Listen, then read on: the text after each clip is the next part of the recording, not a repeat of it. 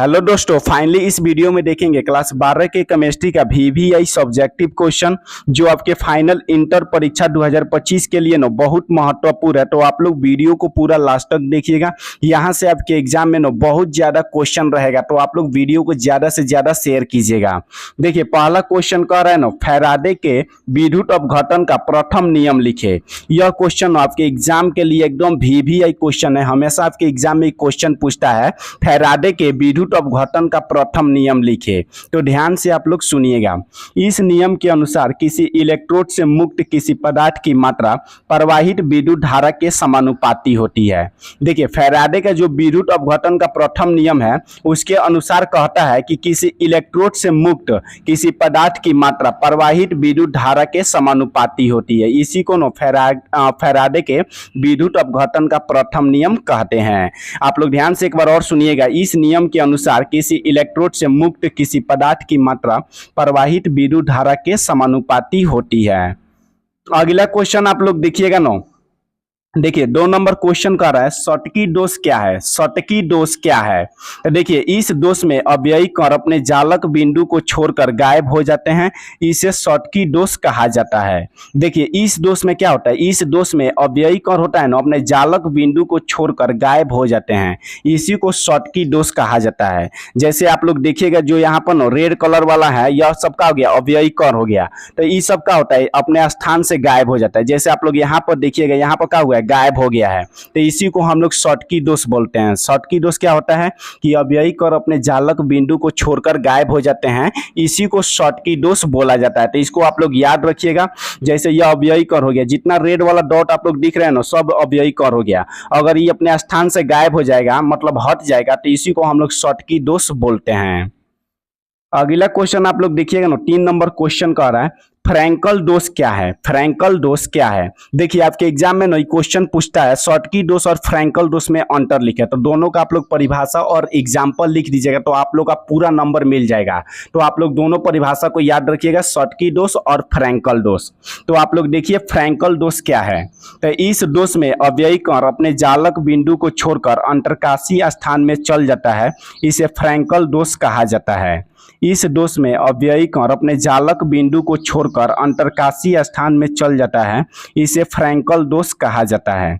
इस दोष में क्या होता है, अव्ययी कण होता है ना, अपने जालक बिंदु को छोड़कर अंतरकाशीय स्थान में चल जाता है। इसी को हम लोग फ्रैंकल दोष कहते हैं। जैसे आप लोग देखिएगा, जितना है रेड वाला है ना, सबका है अव्ययी कण है। इस सबका होता है अपने जगह से हट गया है, जो खाली जगह है ना, इसमें चला जाता है। तो इसी को हम लोग फ्रैंकल दोष कहते हैं।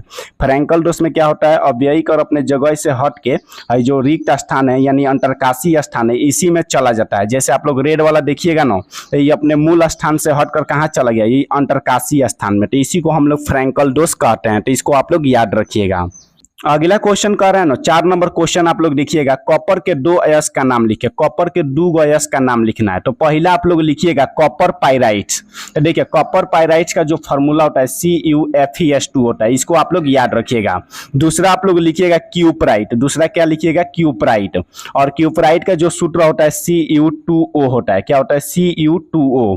तो दोनों को आप लोग याद रखिएगा। कॉपर का 2 अयस्क है, तो दोनों को आप लोग याद रखिएगा। आपके एग्जाम में क्वेश्चन ऑब्जेक्टिव और सब्जेक्टिव दोनों में पूछता है, तो इसको आप लोग याद रखिएगा। अगला क्वेश्चन आप लोग देखिएगा 5 नंबर क्वेश्चन कर रहा है बिंदु दोष क्या है। बिंदु दोष क्या है? तो देखिए, किसी क्रिस्टल में जालक बिंदु से अव्ययी कणों का विस्थापन से उत्पन्न दोष को बिंदु दोष कहा जाता है। देखिए, किसी क्रिस्टल में जालक बिंदु से अव्ययी कणों का विस्थापन से उत्पन्न दोष को बिंदु दोष कहते हैं। इसको आप लोग याद रखिएगा। यह भी एग्जाम के लिए VVI क्वेश्चन है। और देखिए, आप लोग का जितना क्वेश्चन कराया जाएगा, सब हाथ से लिखा हुआ क्वेश्चन को कराया जाएगा, जो आपके परीक्षा के लिए बहुत महत्वपूर्ण है। तो देखिए, किसी क्रिस्टल में जालक बिंदु से अव्ययी कणों का विस्थापन से उत्पन्न दोष को बिंदु दोष कहते हैं। इसको आप लोग याद रखिएगा। अगला क्वेश्चन कह रहा है ना विशिष्ट चालकता क्या है। विशिष्ट चालकता क्या है? तो देखिए, विशिष्ट चालकता को विशिष्ट प्रतिरोध के विलोम के रूप में परिभाषित किया जाता है। विशिष्ट चालकता को विशिष्ट प्रतिरोध के विलोम के रूप में परिभाषित किया जाता है। 8वां में आप लोग दूसरा परिभाषा देखिएगा, विशिष्ट प्रतिरोध के विलोम को विशिष्ट चालकता कहते हैं। विशिष्ट प्रतिरोध के विलोम को विशिष्ट चालकता कहते हैं। इसको आप लोग याद रखिएगा। दूसरा परिभाषा को सबसे आसान है।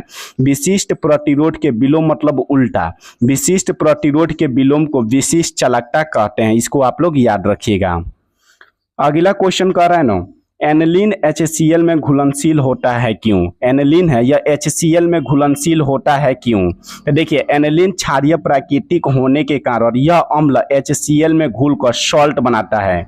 देखिए एनिलीन क्या होता है? क्षारीय प्राकृतिक होता है, मतलब क्षारीय उसमें पाया जाता है। तो एनिलीन क्षारीय प्राकृतिक होने के कारण यह अम्ल HCl, अम्ल क्या होता है? HCl क्या होता है? अम्ल होता है। तो यह अम्ल HCl में घुलकर सॉल्ट बनाता है। सॉल्ट मतलब क्या होता है? लवण। तो देखिए जब क्षारीय और अम्ल को, क्षार और अम्ल को मिलाते हैं तो क्या बनता है? लवण का निर्माण होता है।